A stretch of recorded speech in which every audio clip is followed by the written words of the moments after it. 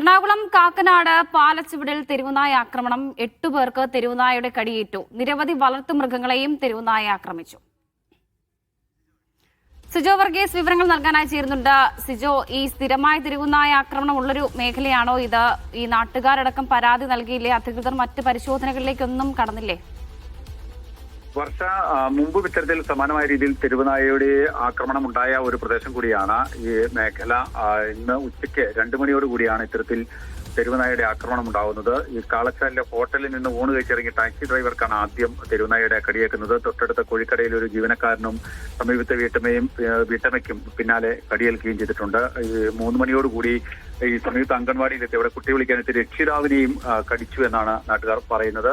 തൊട്ടടുത്ത് പാടത്ത് ചെന്ന ആ ഒരാൾക്കും അവിടെ ഉണ്ടായിരുന്ന ഒരാൾക്കും ഈ സമീപത്തെ തൊഴിലുറപ്പ് തൊഴിലാളിക്കും നായയുടെ കടിയേറ്റതായി പറയുന്നുണ്ട്. ഇത്തരത്തിൽ നായയുടെ കടിയേറ്റവർ വിവിധ ആശുപത്രികളിൽ ചികിത്സ തേടുകയും ചെയ്തിട്ടുണ്ട്. ഒപ്പം തന്നെ ഈ പ്രദേശത്ത് വളർത്തുമൃഗങ്ങളെയും തെരുവുനായ ആക്രമിച്ചതായും പരാതി ഉയരുന്നുണ്ട്. നായയെ പിടികൂടണമെന്നാവശ്യപ്പെട്ട് ഈ പ്രദേശവാസികളും ഒപ്പം തന്നെ പൊതുപ്രവർത്തകർ ഉൾപ്പെടെ രംഗത്തെത്തുകയും ചെയ്തിട്ടുണ്ട്. മുമ്പ് വളർത്തു നായയുടെ അടക്കം കടിയേറ്റിട്ടുള്ള ഒരു പ്രദേശം കൂടിയാണിത്. തെരുവുനായ ശല്യം രൂക്ഷമായിട്ടും ഒരു ശാശ്വതമായിട്ടുള്ള ഒരു പരിഹാരമോ പകരം സംവിധാനമോ ഒന്നും ഉണ്ടാക്കാത്തതിനെതിരെ വലിയ രീതിയിലുള്ള ഒരു പ്രതിഷേധവും ഇവിടെ ഉയരുകയും ചെയ്യുന്നുണ്ട്.